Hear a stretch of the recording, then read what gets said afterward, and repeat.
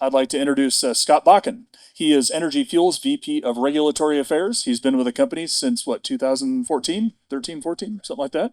So over 10 years. And he's going to give a presentation on regulatory permitting and compliance matters that we're subject to here at Energy Fuels. His presentation is called Regulatory Issues and Environmental Protections. So let's give a hand to Scott Bakken.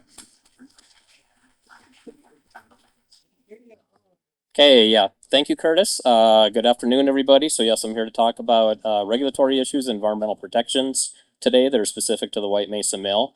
And really the key takeaways before I start to get into all the details with the slides is that it's really based on the regulatory regime that we have here in the US, as well as standards that apply to the entire life cycle of milling activities. And that has to do with, say, like our siting, engineering, design, construction, development, operation, reclamation, decommissioning. The White Mesa Mill really has key features associated with it that really set us apart from most, if not all, of our competitors worldwide in terms of the production of critical minerals. Starting off with the regulatory regime here, and it really comes down to in 1978, Congress passed the Uranium Mill Tailings Radiation Control Act, commonly referred to as UMTRCA, under the Atomic Energy Act. And so the primary regulator of the mill is the state of Utah Department of Waste Management and Radiation Control. The mill was originally licensed by the U.S. Nuclear Regulatory Commission. Under that program, certain states have the ability to be able to sort of like receive primacy to regulate under NRC's program as an agreement state, and which the state of Utah did some years ago. And getting back to UMTRCA again, really the purpose of UMTRCA in 1978 was that it was passed by Congress in response to really lessons learned from Cold War legacy issues. Obviously, everybody is familiar not only with AUM, abandoned uranium mine activities, for those of you that were here yesterday to hear the panel discussion from Navajo Nation, but obviously there were mill sites in the past, including, for example, along the Colorado River in Moab, that do have legacy issues, have in the past, but really that was the purpose of UMTRCA in 1978, is to learn from our lessons in the past and to make sure that doesn't occur in the future.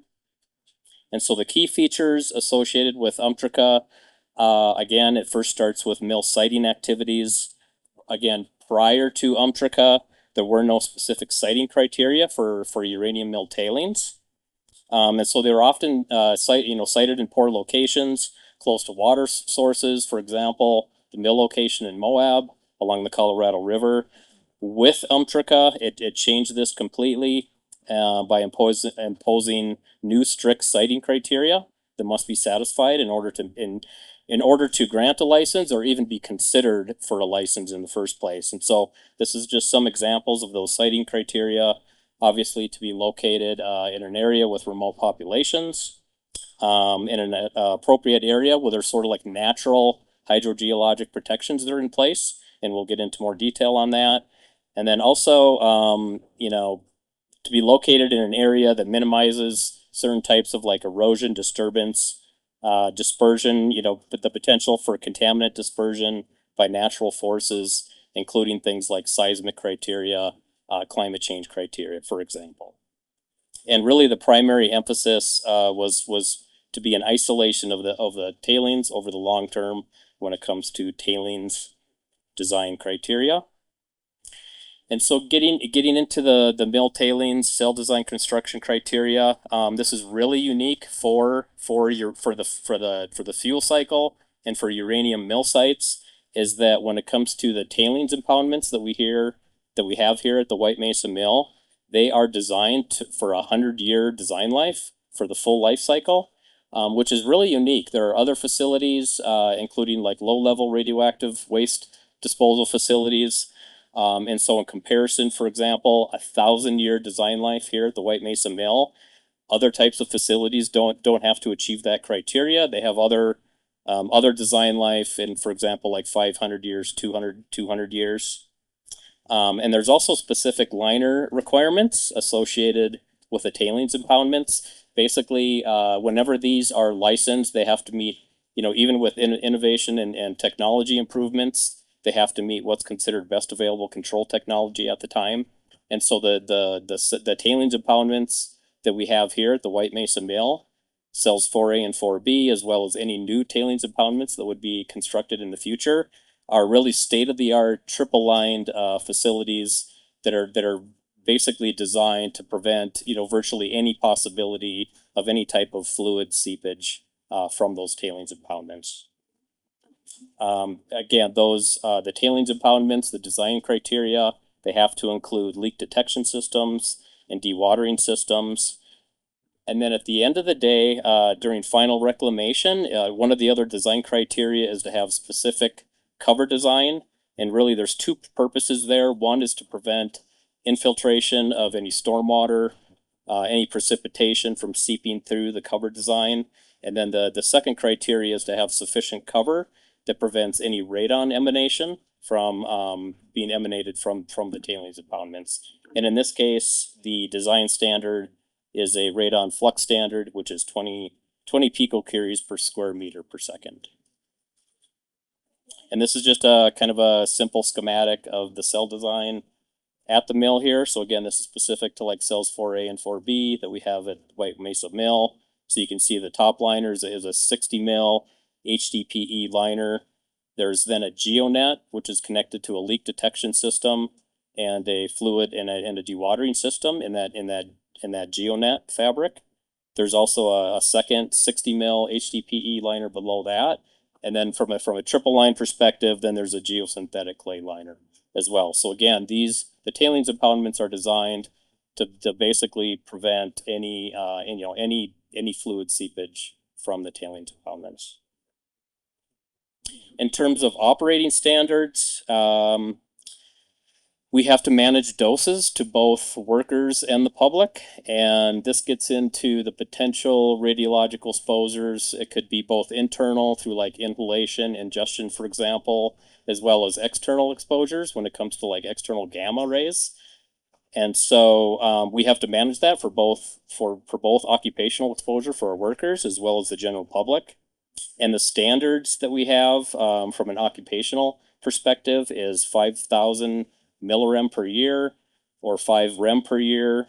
When it comes to potential exposures to the public, the standard is set much lower than that, actually at 100 millirem per year.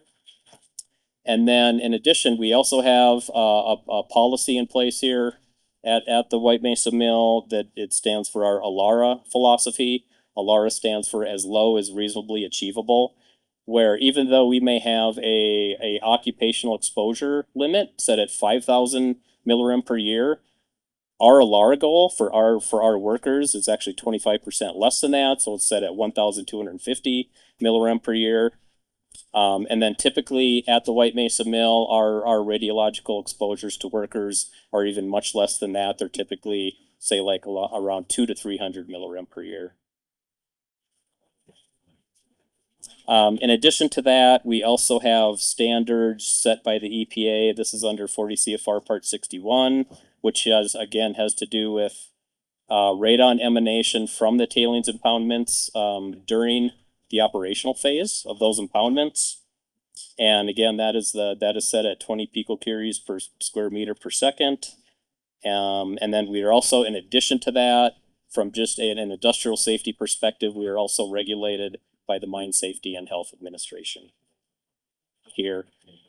The uranium recovery facilities in general in the United States are very highly regulated. We have a very extensive environmental monitoring reporting program. And so this is just some of the examples of the monitoring program we have in place, which includes air particulate. It includes radon and gamma. And so we have surrounding the mill facility, the restricted area, the license area, we have a total of 8 air monitoring stations that are set up. They're at upwind, downwind, side gradient directions that monitor for air particulate, radon, and gamma. And then in addition to that, we have an extensive soil and vegetation monitoring program. Again, and again, this is designed to ensure that there's no environmental impacts associated with mill activities. We also have a number of surface water locations at seeps and springs surrounding the facility, and then an incredibly extensive groundwater monitoring program. So to ensure that there are no impacts to groundwater associated with our milling activities, we have a total of 29 wells that again surround all of our processing facilities, our tailings impoundments, and there's again a very extensive groundwater monitoring program. In terms of like even the number of constituents that are sampled in each well, it includes things like major ions, metals, for example, anything that's potentially discharged into our tailings impoundments is we sample for those in our groundwater system. Again, getting back to the siting standards associated with Umtrica when it comes to groundwater protections at the mill. The mill was ideally situated here using strict engineering controls and cell design. In the history of the mill, there has been no evidence of any type of groundwater protections whatsoever. And even in the event that there was an impact to groundwater, again, getting into the natural hydrologic protections, the first underneath the tailings impoundments, it's a very low flowing, low quality perched aquifer within the upper 100 to 150 feet.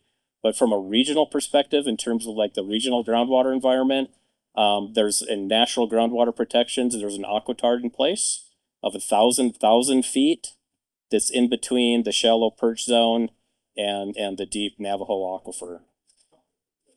And again, getting even in the event that there was an impact to groundwater, the groundwater environment and the low shallow aquifer is incredibly slow moving, which means that it would take about 1,500 years for groundwater to travel in that perched aquifer from a location surrounding the mill's tailings impoundments out to the very edge of the license area. So even in the very unlikely event that there was any type of impact, it's something that can very much be controlled, and in terms of like pump and treat systems to prevent any impacts in the future. Again, getting back to reporting and inspections, the mill is very highly regulated. We have over 50 reports that are filed annually. Every quarter, we submit a number of groundwater monitoring reports, and these are very extensive reports that are submitted to the state of Utah.